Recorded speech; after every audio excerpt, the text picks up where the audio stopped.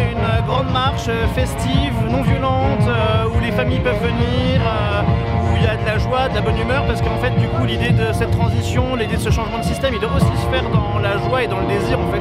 On a envie d'avoir un futur désirable et donc du coup il faut déjà qu'on le mette en place nous-mêmes. Il va aussi se faire dans des symboles de solidarité, c'est-à-dire qu'on va après ce petit rassemblement où il va avoir un discours, etc. On va après se déplacer dans la ville pour finir par une chaîne humaine.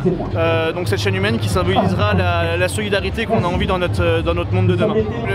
La société civile, l'ensemble des citoyens commencent à se saisir vraiment de la question climatique, de l'urgence climatique et également de l'urgence sociale de notre époque. Ça laisse en fait un grand écho au manque de mesures à la hauteur face à l'enjeu. Ça laisse nos politiques face au vide actuel de leur politique. Donc voilà, c'est assez intéressant de voir que de manière réelle, les gens se mobilisent ici, commencent aussi à se mobiliser de plus en plus dans les initiatives de leur territoire. Donc c'est vraiment intéressant pour nous. On demande déjà à ce qu'il y ait des vraies mesures qui soient prises, ou en tout cas déjà qu'on ne vienne pas à casser les anciennes mesures.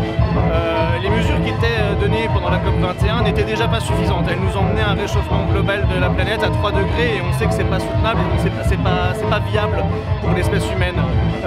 Donc déjà il fallait aller plus loin que la COP21 et en fait ce qu'on se rend compte c'est que les promesses ne sont pas tenues, voire même elles sont complètement niées et à l'heure actuelle le gouvernement d'Emmanuel Macron vient de renier son principe de diminution des gaz à effet de serre pour promouvoir plutôt la compensation carbone, c'est-à-dire qu'on a le droit de polluer étant donné qu'on plante des arbres, ça marche.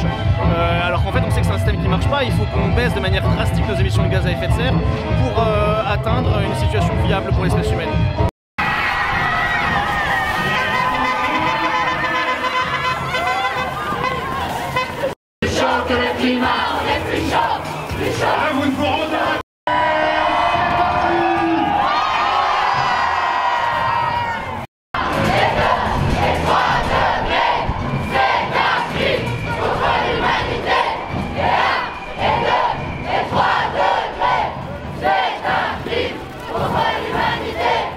Je crois que la transition écologique aujourd'hui c'est pas une question uniquement de politique.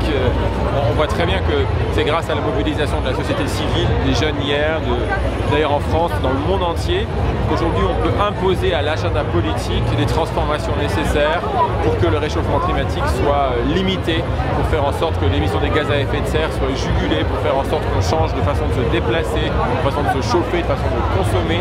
C'est pas simplement une question comme encore il y a quelques années où on se disait allez, faisons des efforts pour les générations suivantes. C'est pour notre génération parce que dès aujourd'hui les dérèglements climatiques se font sentir. Donc je trouve que cette mobilisation est formidable, c'est un signe d'espoir et c'est la preuve qu'il faut que dans le monde entier la société civile encercle les sceptiques pour imposer à l'agenda politique les transformations nécessaires.